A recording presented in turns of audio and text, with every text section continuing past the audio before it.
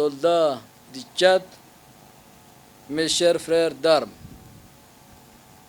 distingués invités, je voudrais d'abord et avant tout exprimer le sentiment de grande joie et de légitime fierté qui m'anime d'être parmi vous cette nuit pour célébrer avec vous tous ici présents, mais aussi et surtout avec tous les membres des forces de défense et de sécurité en service à l'intérieur du pays ou en mission à l'étranger. La 15e édition de la fête des armées qui se tient cette fois-ci dans cette belle et accueillante ville d'Amgueras, chef-lieu de la province de l'Hérédie-Est. Il convient également de souligner que cette 15e édition de fête des armées, fêtée entre frères d'armes, dans la paix, la fraternité et la cordialité, une vraie bénédiction divine pour laquelle nous devons rendre infiniment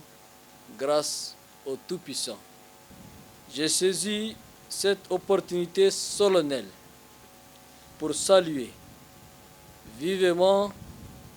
la mémoire de tous les valeureux soldats du Tchad, membres de différents corps de forces de défense et de sécurité, éminents gradés ou simples soldats, connus ou inconnus, tombés sur les différents champs d'honneur. Aux familles, amis et proches des soldats disparus, j'exprime la totale compassion et l'entière solidarité de toute la nation tchadienne. Je rends un hommage mérité à ceux de nos vaillantes forces de défense et de sécurité qui se sont retrouvés blessés ou handicapés à vie et qui, à leur corps défendant, ont protégé et continuent à protéger le Tchad et les Tchadiens partout où cela est nécessaire. Je transmets mes pensées les plus fraternelles à ceux qui abordent les fêtes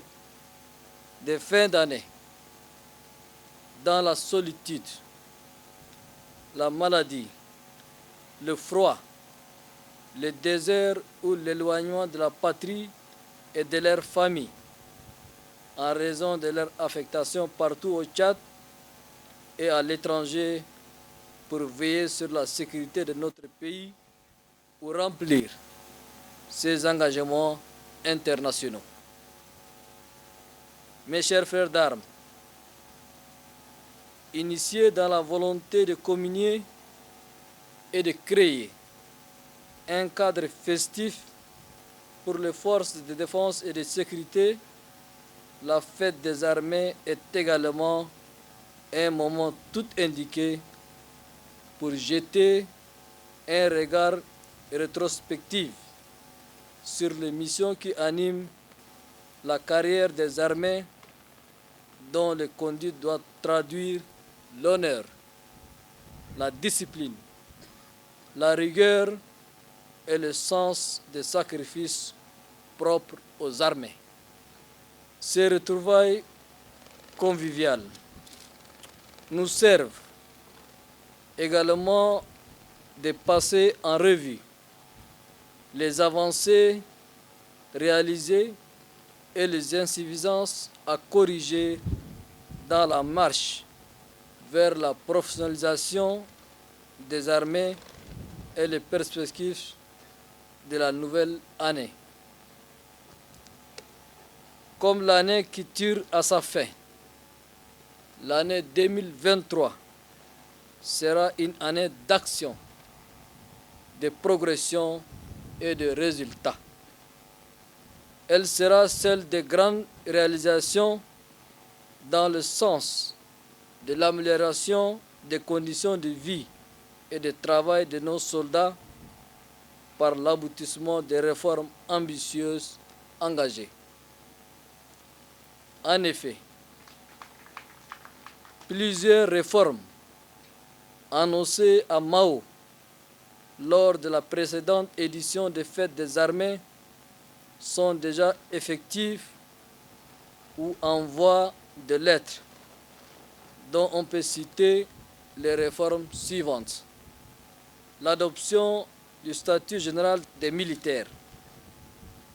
la revalorisation des traitements salariales,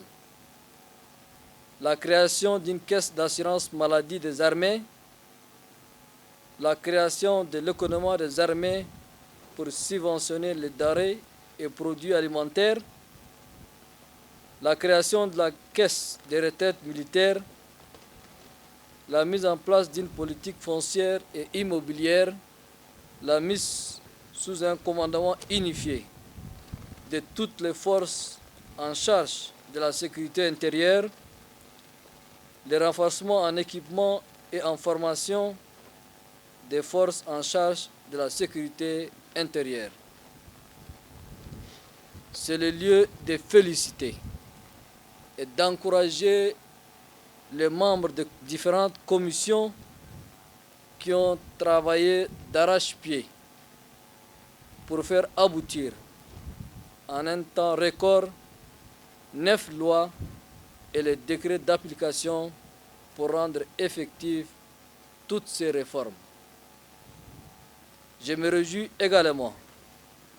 de l'exceptionnel élan de secours accompli par le génie militaire au profit des sinistrés et autres victimes des inondations. Un geste salvateur qui s'inscrit dans la droite ligne de l'armée au service du peuple. Je voudrais pour cela que vous ovationniez la Direction générale des génies militaires.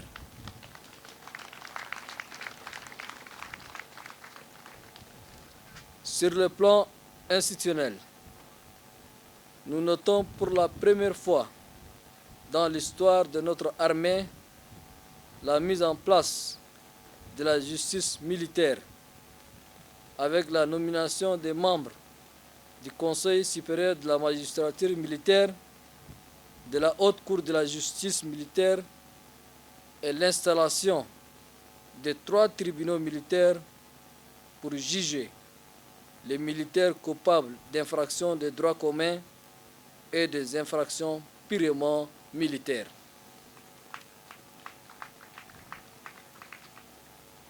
Si nous avons pu arriver là, dans la paix et la sérénité, après la bénédiction du Tout-Puissant, c'est grâce à l'armée tchadienne. En effet, c'est grâce à votre apport, vous qui, le 20 avril 2021, face au vide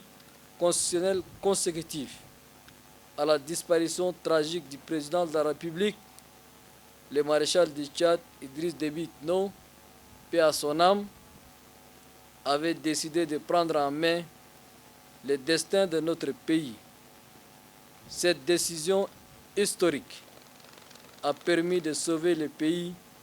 du néant institutionnel, de la guerre civile et de l'anarchie, et de l'engager dans une ère de transition inclusive. Mes chers frères d'armes, je voudrais terminer en rappelant à tous les responsables des forces de défense et de sécurité l'impératif de faire preuve d'une gestion efficiente, optimale et rigoureuse des hommes et des ressources mis sous leur responsabilité. Je vous souhaite enfin une excellente fête des armées, une bonne et heureuse année 2023 à vous tous ainsi qu'à toutes vos familles respectives. Que Dieu vous bénisse, que Dieu bénisse le Tchad. Je vous remercie.